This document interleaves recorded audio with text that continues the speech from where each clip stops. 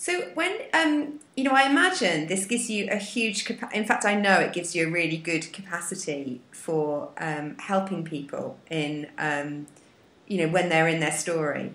Yeah. And what I'm curious about is if you were to meet someone who is in that place of I'm in my story and I want to do more of what I love, but I'm stuck, and genuinely I don't know how to move that forward. From where you are, what advice would you give them?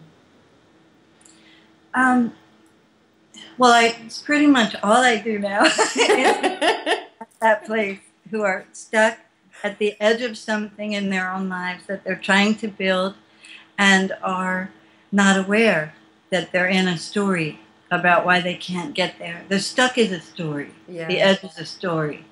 And as I started to work with people, there's a lot more to the tale. After I had that moment of awakening, I got some training. And one of the things that I was able, and by the way, some of that training came directly from above. I went to some classes and I did some certification programs and I got well into a degree in psychotherapy. But I think the most important and profound training that came was from my clients who started to show up at my door out of nowhere. Out of nowhere, people started to ask me in the health food co-op, can we talk for a minute? In the parking lot at my kids' school, I have a story I want to share. Can you help me with this? And this had been building for some time, but I started to see more, and it was as if I was being graced with another way of seeing things. Yeah. And I guess the moment of clarity about that came one day when I was interviewing someone for a story at work, and she was telling me about the day that her heart broke open, literally. She had a coronary aneurysm, and her heart ripped open, and she didn't know she had pain and was rushed to the hospital and almost died 3 times as they kept performing surgery, and it kept rupturing again. And in our conversation, she said something like, she was describing the time before it happened as a time of great stress when she literally felt torn in two.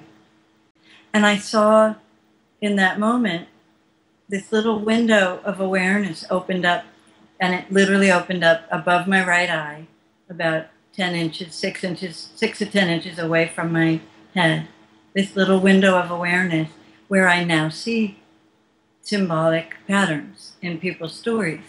But that was the day I realized I was doing it. And I said to her, that's amazing how you were torn in half by stress and then your heart tore in half. And she was silent. And then she burst into tears. And she said, I've never made that connection. How did you see that? How did you know that? And then I knew that I was doing something different. Because until then, I think that window had always been there, but until then, I thought everyone could do that trick. I do. And do you see it as a picture, literally, like as a metaphor? Do you see it, or is it? Yeah. I see. In that time, I saw a pattern. I saw 2 layers of story come together, and they were the same.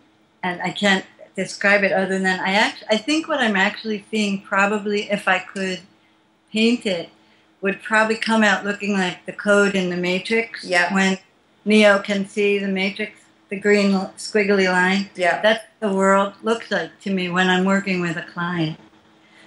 So you asked me a question. What would I tell someone? Yes. To help them in that moment when they come to me with that question of, I'm stuck at an edge.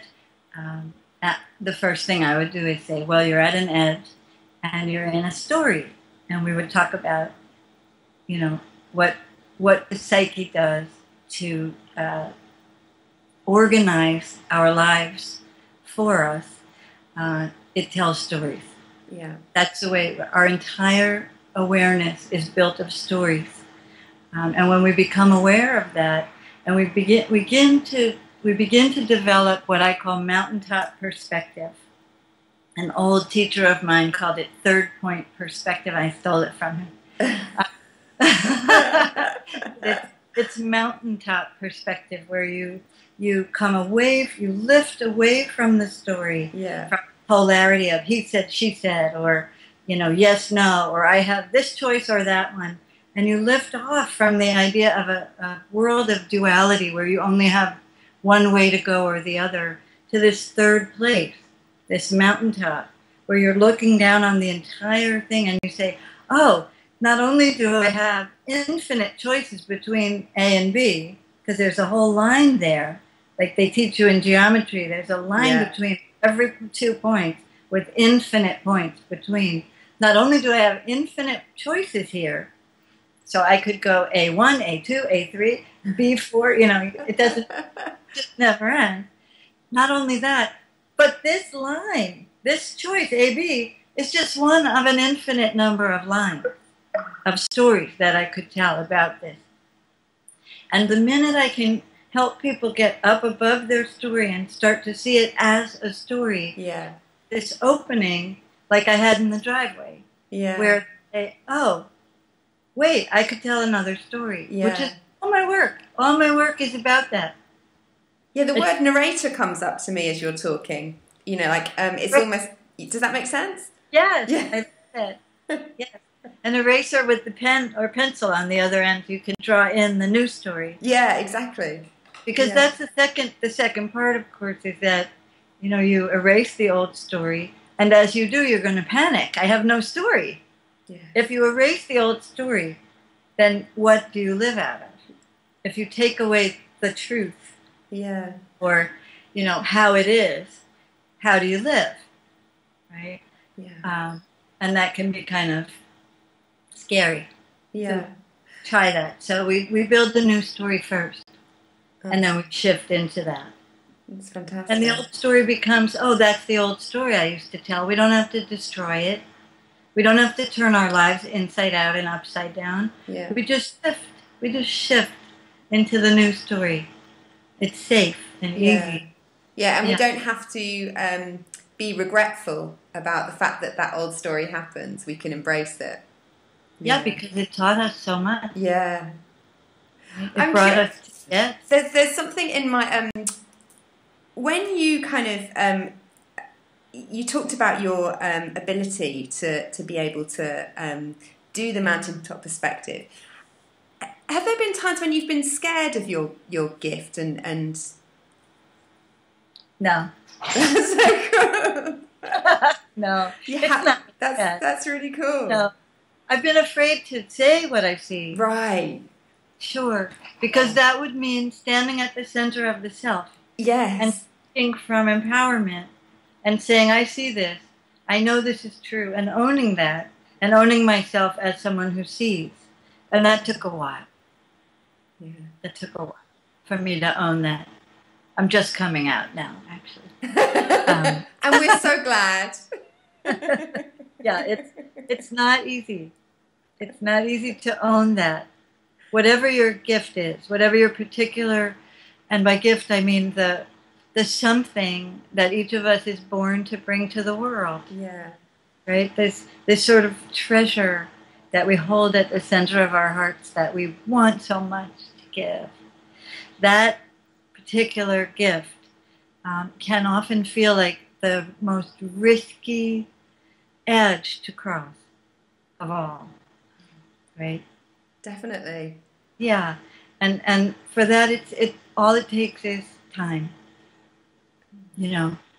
Time, owning the fact that the gift is there, which arrives as you begin to look at your story with new eyes. From that higher place. And also that the other gift that new eyes deliver is that you see other people's story and you forgive them for being in their drama and their story. And you're instantly drafted into the world of helpers, light workers, soul callers, whatever you want to call us, who are learning to say what we see. It's reassuring for me to hear you talk about it. It's nice. It's more than nice. It's comforting to know that you know, this path is being walked. Yeah, and it's been walked by many before me. Yeah, exactly. Yeah. We all walk in the footsteps of our teachers. Yeah. And I've had some very special teachers. Yeah, and you have been one of my teachers, so I'm very grateful. Thank you. So if someone, Amy, was wanting to get hold of you and to learn more about what you do, how would we do that? Well, this is the best time to reach me because I'm giving away my book this week. But you would come to my website, and it's amyoscar.com, very straightforward. And if you wanted to send me an email, it would be amy@amyoscar.com. It's the best way to find me. Thank you so much for your time, Amy. I'm really grateful. You're welcome. Thank you. It was a pleasure to talk with you. Not at all.